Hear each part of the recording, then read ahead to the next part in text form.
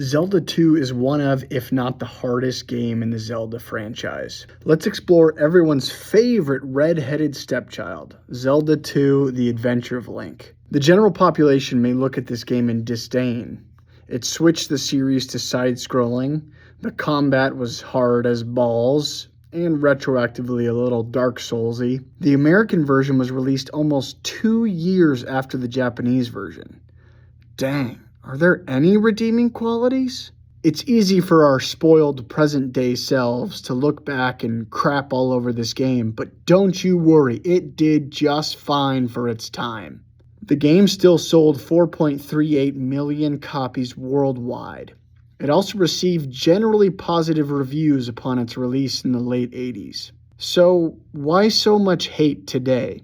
Miyamoto had knocked it out of the park with the original Legend of Zelda for the Famicom and the NES. For the sequel, he wanted to do something else entirely. So, he scrapped the whole original team from the first game and only brought his bestie back, Takashi Tezuka, to work on it. He also brought on Tadashi Sugiyama, who had worked on Baseball, Ice Climber, and Clue Land.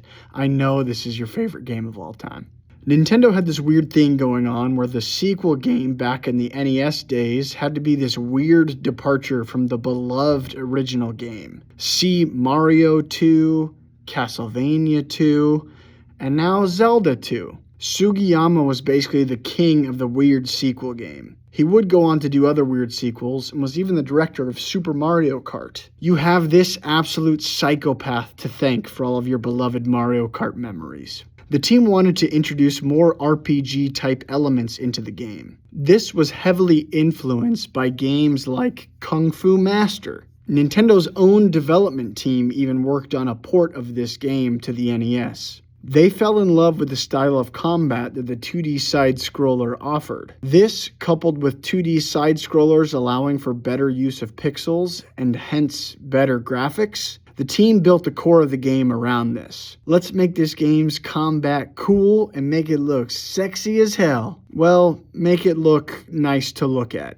I don't find Bagu sexy, or do I? For gameplay, Link's iconic sword beam attack returned, but some key items like the boomerang and bow and arrows were poof, Aaron Hernandez, gone forever. The sword beam attack wasn't even as powerful as in the first, sometimes not even affecting enemies at all. The game did focus more on his sword and shield, and key emphasis placed on blocking and defense. Link could block high and low with his shield. Every time Link defeated an enemy, he gained EXP, or he could find these bags placed throughout the game that could also give him EXP. EXP could be spent on attack, magic, or life.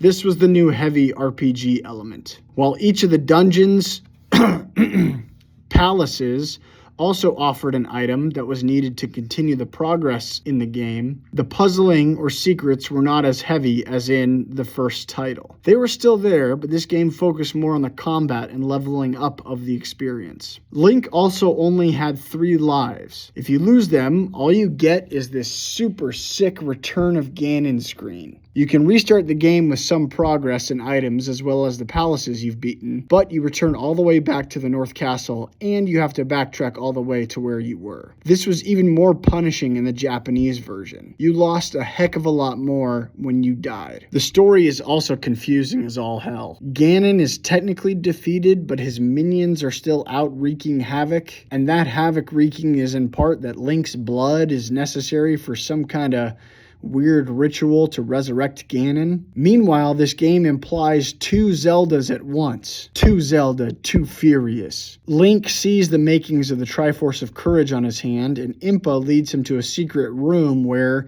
the OG Zelda is sleeping. She's been asleep for a century.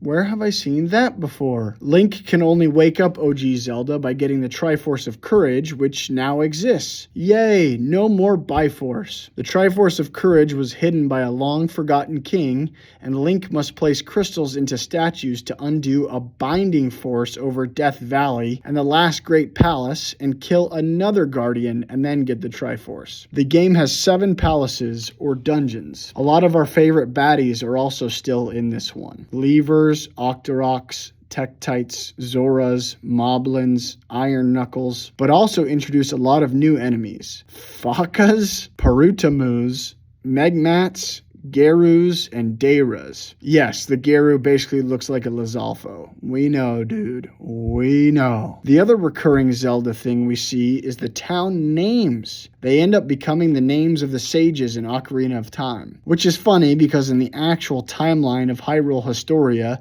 Zelda II comes after Ocarina of Time, with the explanation that the towns are named after the sages. It's just confusing as all get out. Probably the most notable characters of the game are actually an inside joke for the programmers. Bagu, who gives you information to help you cross a river, is Japanese for bug, as in a software bug, which if you know anything about software, running code with a bug in it will lead you to an error, who is also a character in the game. Bagu somehow stayed the same name in the English translation from Japanese, but they did translate error, leading to what some actually misconstrue as a mistranslation rather than an in-joke. I am Error. Nice to meet you, Error. I'm Dingus. The bosses were also very interesting. Beating the Parappa Palace required defeating Horsehead, Super Chill Reverse Centaur.